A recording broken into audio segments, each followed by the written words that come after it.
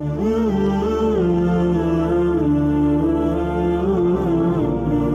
اللہ الرحمن الرحیم۔ السلام علیکم۔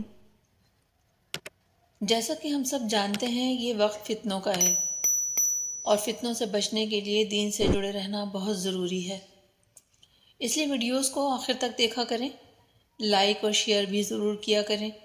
ہو سکتا ہے کسی کے دل میں اچھی بات اتر جائے اور وہ دین کے راستے پر آ جائے، اس سے آپ کو بھی ثواب ملے گا انشاءاللہ العزیز۔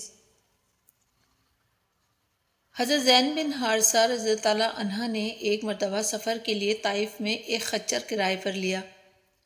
خچر والا ڈاکو تھا، وہ آپ کو سوار کر کے لے چلا اور ایک ویران و سنسان جگہ پر لے جا کر آپ کو خچر سے اتار دیا اور ایک خنجر لے کر آپ کی طرف حملے کے ارادے سے بڑھا۔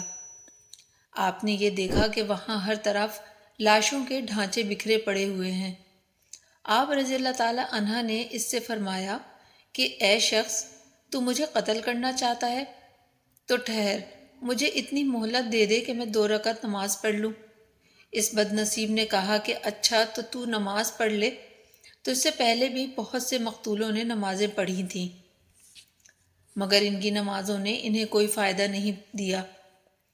حضرت زید بن حارثہ رضی اللہ تعالیٰ عنہ کا بیان ہے کہ جب میں نماز سے فارغ ہوا تو وہ مجھے قتل کرنے کے لیے میرے قریب آ گیا، تو میں نے دعا مانگی اور یا ارحم الراحمین کہا۔ غیب سے آواز آئی کہ اے شخص، تو اس کو قتل مت کر۔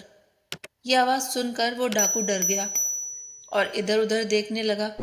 جب کوئی نظر نہیں آیا تو وہ پھر سے میرے قتل کے لیے آگے بڑھا، تو میں نے پھر بلند آواز سے یا ارحم الراحمین کہا اور غیبی آواز آئی۔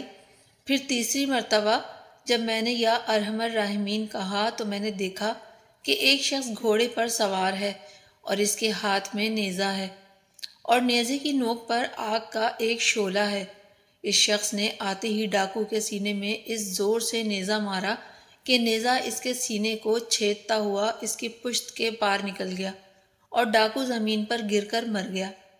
پھر وہ سوار مجھ سے کہنے لگا کہ جب تم نے پہلی مرتبہ یا ارحم الراحمین کہا تو میں 7ویں آسمان پر تھا، اور جب دوسری مرتبہ تم نے یا ارحم الراحمین کہا تو میں دنیائے آسمان پر تھا، اور جب تیسری مرتبہ تم نے یا ارحم الراحمین کہا تو میں تمہارے پاس امداد و نصرت کے لیے حاضر ہو گیا۔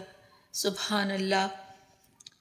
خداوند قدس کے اسماء حسنہ سے بڑی بڑی بلائیں ٹل جاتی ہیں اور ایسی ایسی امداد اور آسمانی نصرتوں کا ظہور ہوتا ہے جن کو خداوند کریم نے فضل و عظیم کے سوا کچھ بھی نہیں کہا جا سکتا۔